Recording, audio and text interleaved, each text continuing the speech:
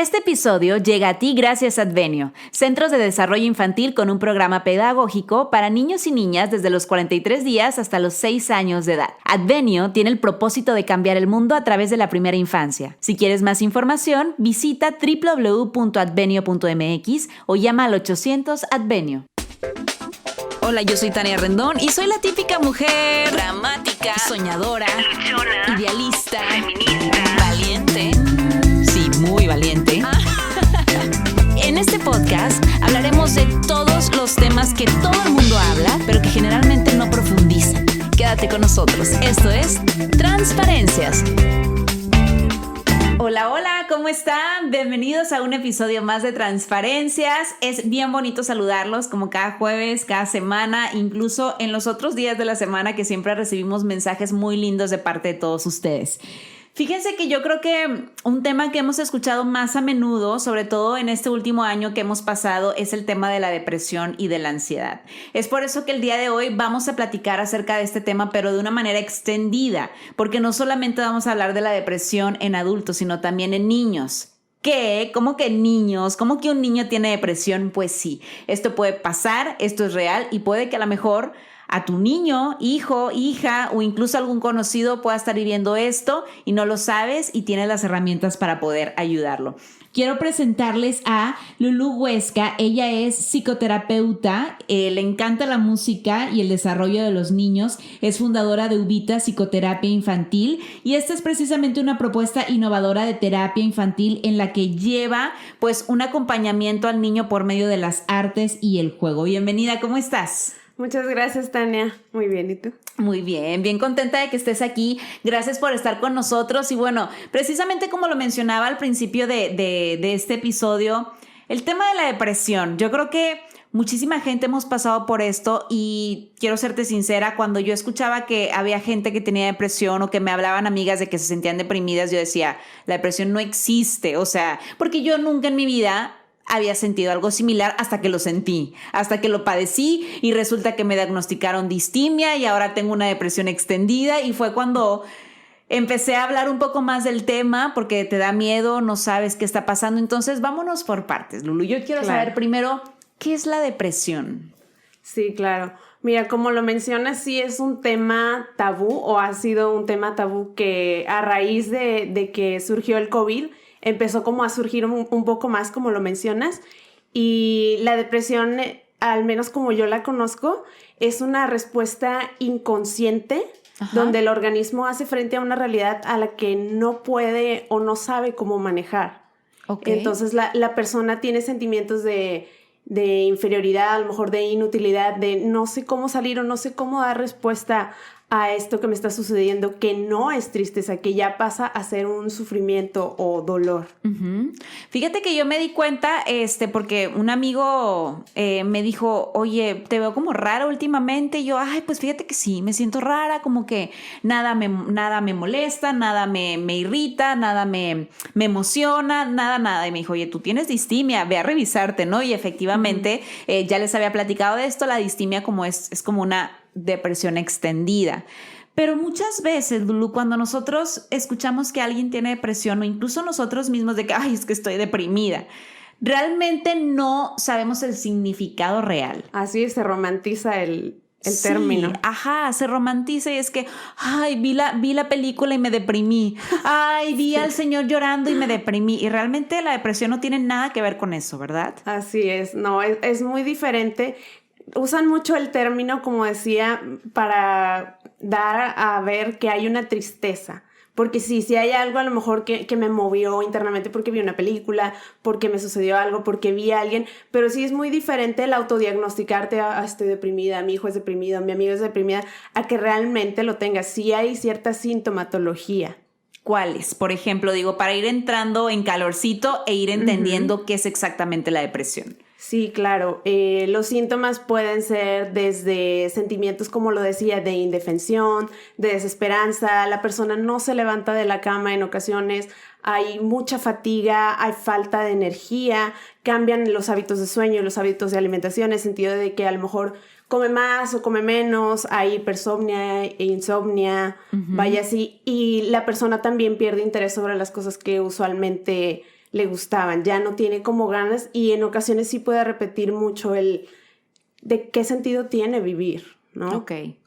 Ok, ahora, estas son como a lo mejor los síntomas que nosotros podemos ver o que podemos notar en alguien, pero me gustaría recalcar que muchas veces la depresión no se presenta de esa manera, o sea, porque puede que a lo mejor un día sí no te quieras parar de la cama y al día siguiente te paras y eres la persona más positiva del mundo, pero puede que después al día siguiente otra vez vuelvas a estar en cama. Entonces, siento que también la depresión viene acompañado como de una montaña rusa. O sea, un día estás arriba, un día estás abajo, un día estás en medio, un día estás un poquito más arriba del medio, entonces es algo así, ¿no? Sí, y es en un periodo prolongado, como tú dices, no es de un día a otro, o sea, tiene que ser por lo menos en 2 semanas.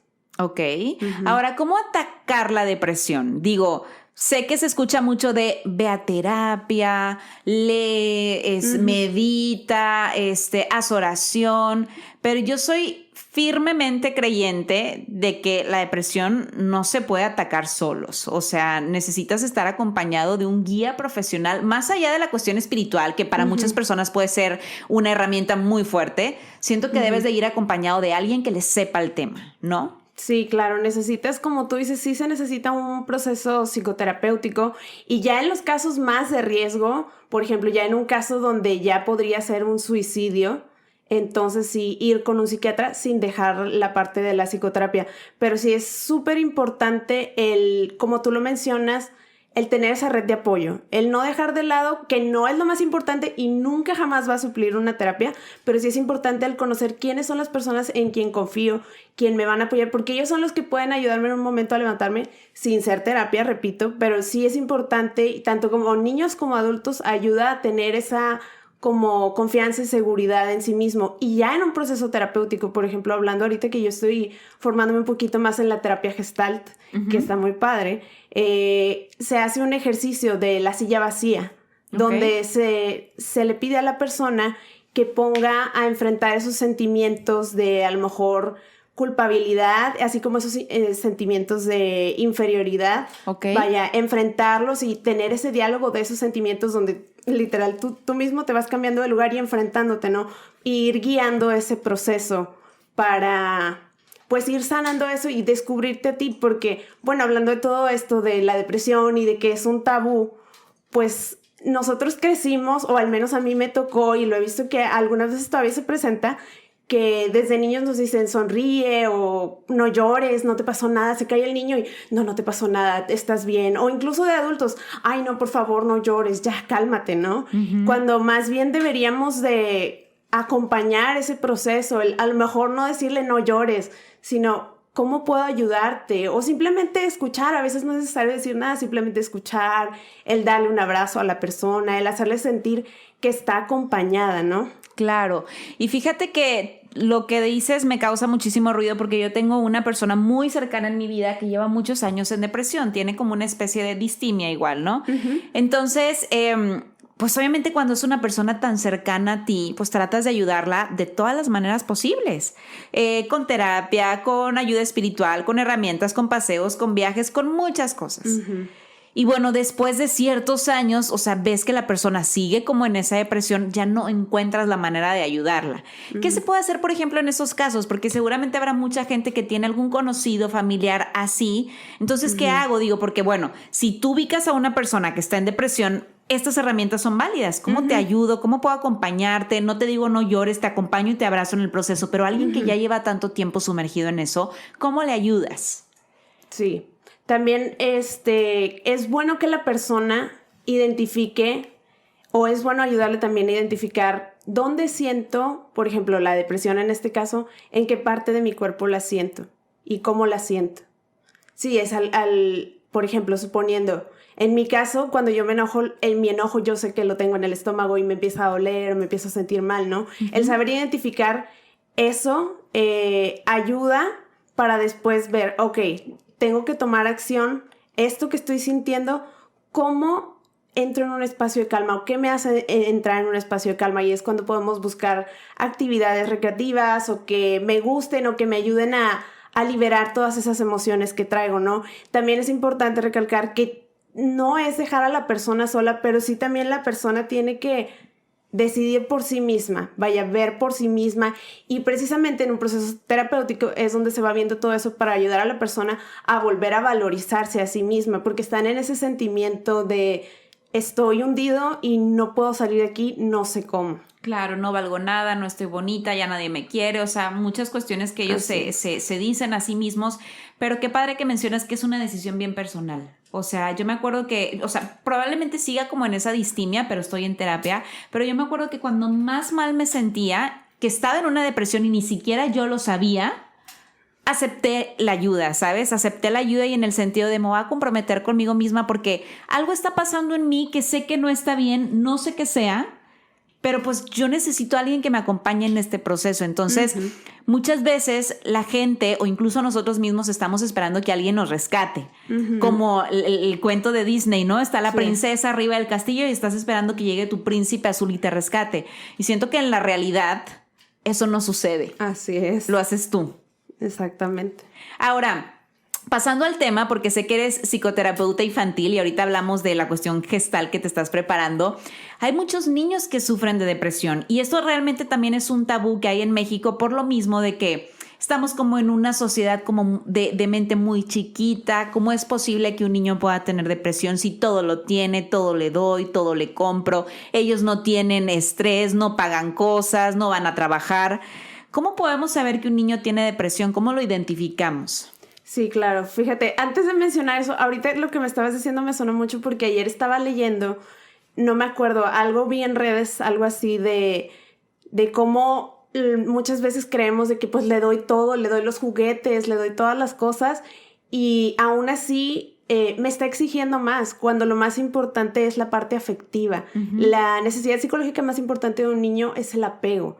Entonces, eso es lo principal y básico, vaya, ese acompañamiento en su desarrollo. Okay. Por eso lo quería mencionarlo ahorita porque me sonó mucho a lo que estábamos hablando. Ajá. Y respecto a los síntomas de un niño con depresión puede ser, cabe mencionar que los niños no tienen el mismo manejo de emociones que un adulto. Sus hemisferios cerebrales no están desarrollados igual. Por lo tanto, ellos suelen tener episodios de mucho berrinche o llanto constante. También pueden perder el interés por las cosas que les gustan, mucho aburrimiento, fatiga. Igual pueden cambiar sus hábitos de sueño, de alimentación. Vaya, es similar, pero sobre todo en la cuestión de expresión emocional, como son niños, no hay un control. Entonces puede haber llantos excesivos, como lo digo, o berrinches, mucha irritabilidad. Okay. Y cambia toda su esfera afectiva, emocional, cognitiva. Incluso también puede haber retrasos en la motricidad. Y entonces, ¿de qué manera nos podemos ayudar? Porque muchísimas veces nosotros como papás, y sobre todo por cómo fuimos educados, digo, ya no es lo mismo hace 20 años, 30 años que lo que estamos viviendo ahorita, ¿no? Pero pues muchas veces es de que ves que el niño está haciendo un tipo de berrinche y es que, ay, que ahí se quede llorando 10 minutos, 20, que cuando él se le quite, venga y me hable. O una nalgada y se acabó, ¿sabes? Pero creo que ahorita ya estamos como en un mundo tan abierto, donde las emociones están más a flor de piel que nunca, que creo que es donde tenemos que voltear a ver por qué lo está haciendo, ¿no? ¿Cómo lo puedo identificar? ¿Cómo yo, mamá, papá, puedo saber si realmente mi niño está pasando por un proceso de depresión?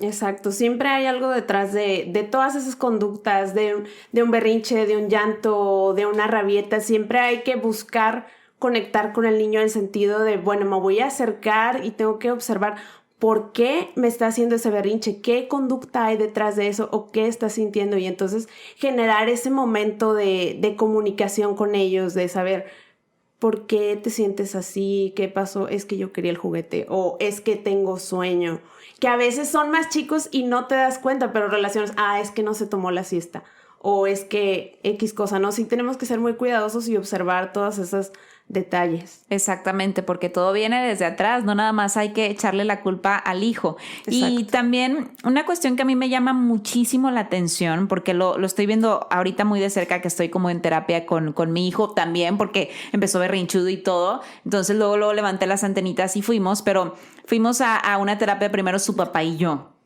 Cosa que me sorprendió porque hablamos con la psicóloga y le digo, oye, es que Leo está así, así, así. Me dice, primero vienen a terapia tú y su papá y luego el niño. Y entonces empieza, a ver, Tania, ¿cómo viviste tu embarazo? Y yo, híjole, ¿te lo digo? ¿La verdad? Y me dice, sí, la verdad. Y yo, muy estresada, todo el tiempo enojada, siempre peleaba con su papá, me fui de la casa, iba y venía, regresé, le dije que no quería volverlo a ver, muchas cosas, ¿no? Entonces me dice, ok, ahora entiendo todo. Entonces, mamás, es bien importante, sobre todo ahorita que está el boom de las embarazadas por la pandemia. ¿Cómo se está desarrollando nuestro hijo mientras está en el vientre? ¿Qué le estamos dando? ¿Qué está absorbiendo de nosotros? Platícame un poquito de eso. Sí, exacto. Por eso actualmente se dice mucho eso de que se tiene que llevar un embarazo sano y no solo en la cuestión de a lo mejor la alimentación o los hábitos, sino también emocionalmente, porque todo eso tiene repercusiones en el desarrollo futuro del niño. Como dice, y sí, o sea, se nota y vaya, en la historia familiar, como comentas que, por ejemplo, en tu caso, cuando asististe a la terapia, se averiguan todos esos detalles para conocer un poquito más y entender un poquito más de, ok, o sea, entonces viene desde atrás.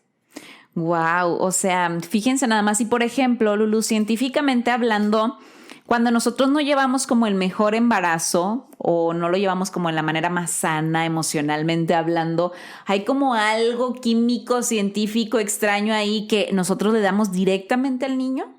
Sí, ¿O la niña? a veces sí pueden heredar por genética algunas por ejemplo, depresión. Si algún papá tiene depresión, sí lo puede heredar. Es como, por ejemplo, cuando sucede que la mamá es adicta a algo o cuando tiene como algún tipo de enfermedad, también dicen, pues, se lo pasas al niño. Sí, hay ciertas situaciones que sí son hereditarias. Ajá, es hereditario para el niño. Siento que también el carácter y el proceso que tú estás viviendo te marca durante el largo de tu vida. Ahorita hablábamos también con Rox, que es parte del equipo, y me decía que estaba tomando una terapia, donde la terapeuta le dice, oye, es que cuando tú estabas en el vientre de tu mamá de 3 semanas, resulta que tu mamá vivió un impacto tan fuerte, alguien falleció cercano, entonces pues eso afectó lo que tú estás viviendo ahora o lo que viviste en ese momento de tu vida. Y digo, ¿cómo puede ser? O sea, ¿cómo? ¡Qué miedo! Porque yo no tuve el mejor embarazo, lo que me espera con mi hijo. O sea, ahí, por ejemplo, ¿qué hago? O sea, yo no tuve, de verdad, o sea, tengo que confesarlo que mi embarazo sí fue hermoso y lo disfruté, pero hubo muchos momentos que no me gustaron. Claro. ¿Qué hacer por ahí? Digo, seguramente habrá muchas mamás que se identifiquen conmigo. Sí, pues ahí es acompañar al niño, o sea, observar cuando surgen esas conductas, esas rabietas o esos brotes a lo mejor del carácter y hacerle sentir acompañado. Porque, por ejemplo, yo también tengo amigas que también ya tienen a sus hijos y yo observo al niño o a la niña que a lo mejor todo el tiempo está llorando porque algo quiere, ¿no? Y ya que alguna de ellas me contó su historia de cómo se fue su embarazo y que pues fue difícil, me la pasé en cama y me la pasaba llorando y me la pasaba estresada y de aquí a allá, y entonces es cuando observas, pues sí, o sea, hay algo detrás, por eso la niña es así. Entonces no es reprimirla y decirle, deja de llorar ya, no pasa nada, al contrario, es, ¿qué pasó? A ver, ven, es que no te entiendo, por favor explícame. Pero es que si lloras o si gritas no te entiendo y quiero entenderte.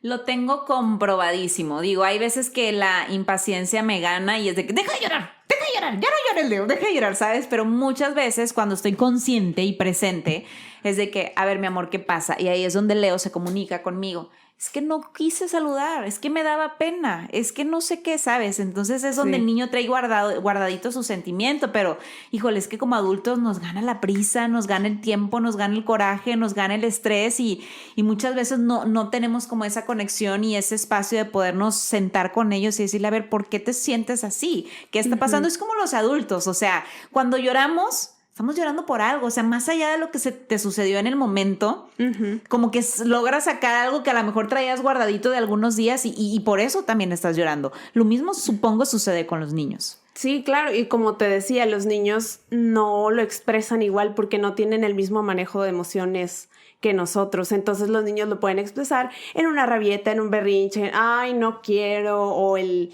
llanto constante, vaya. Y entonces, como lo decía, es súper importante ser muy observadores con ellos, el darles ese acompañamiento, el siempre hacerles sentir escuchados y el hacerles sentir acompañados en lugar de reprimirlos, porque si no, crecen como adultos reprimidos que temen a intimar en una relación, a tener esa cercanía o que no saben expresarlo. O temen a llorar, o temen decir cualquier cosa porque piensan que alguien los va a regañar o así, ¿no? Digo, exactamente, por complacer. Claro, sí, hay que estar como bien conscientes y bien atentos a todo lo que pasa. Ahora, la depresión, te digo, es algo de lo que mucho se habla, pero ¿tiene cura en algún momento o es como, no sé, algo que va y viene?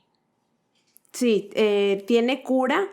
Como decía, depende de la persona misma. Todos los que estamos alrededor, su red de apoyo, podemos acompañarle, podemos escucharle, pero es decisión de la persona. Y supongo que pasa la depresión tanto en niños y adultos como por varias etapas, ¿no? Porque a lo mejor puede que tengas una clase de depresión, no sé, ahorita me dirás. Pero, por ejemplo, yo recuerdo que cuando llegué también con el psiquiatra me dijo, es que tú ya tienes, o sea, un estado de tu cerebro, ya hay un químico que necesita. Me dijo, por eso te voy a dar algún tipo de pastilla para poder ayudarte, pero no todo el mundo necesita ese químico, o sea, hay como tipos, ¿no?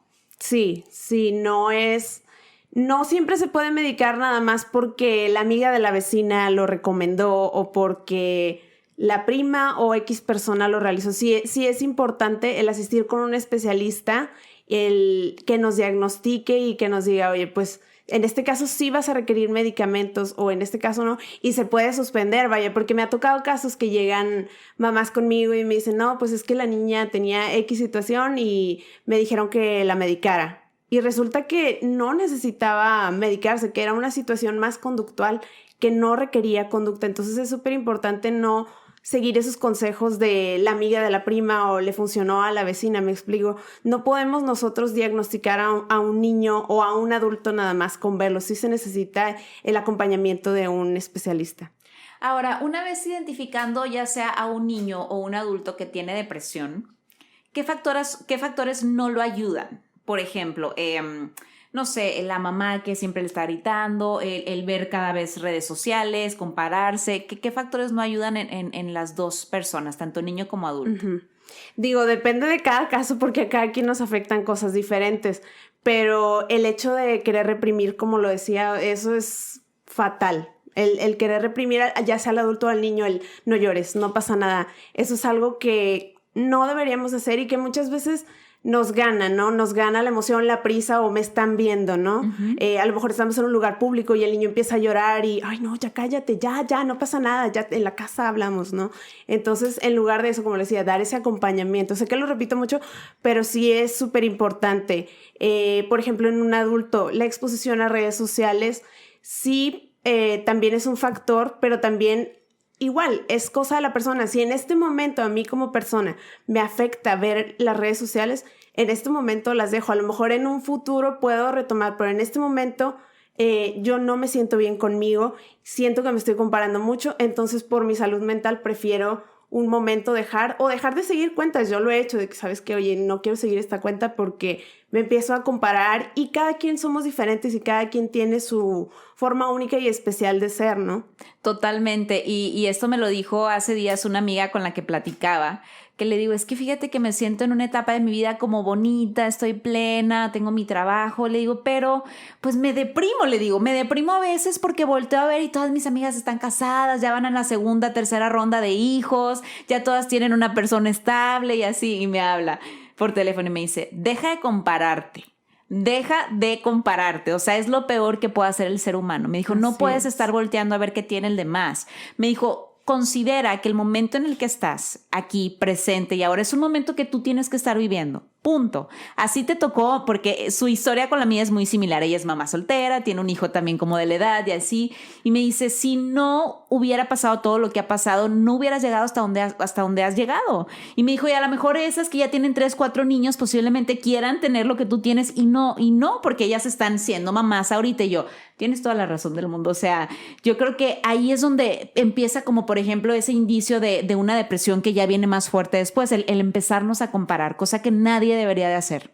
Nadie, pero todos lo hacemos. Todos lo hacemos. Y qué difícil es no hacerlo. A mí también constantemente me escriben de pronto en redes y me dicen, oye, hace mucho que no te veía, me di un detox de redes sociales. Y yo, ¿cómo le hicieron? Yo no digo, es que es mi trabajo, ¿verdad? Claro. Yo a eso me dedico, pero es muy bueno para todos darnos un detox, no solamente de redes, de personas que no son las mejores en nuestra vida, de tomarnos unas vacaciones del trabajo, o sea, muchas cosas que los seres humanos no tomamos. O sea, realmente creo que cualquier detallito puede cambiar todo, ¿no? Así es, y como lo digo, cada caso depende, como mencionas, puede ser una cuestión laboral, ¿sabes qué? Me quiero cambiar de trabajo porque ya no siento que me esté llenando mi trabajo. Puede ser una cuestión de alguna persona o relación tóxica, ya sea un novio o algún familiar que me está haciendo mucho daño. Pues toma tu distancia, estás en tu derecho, no te hace bien, ¿por qué estás ahí, no?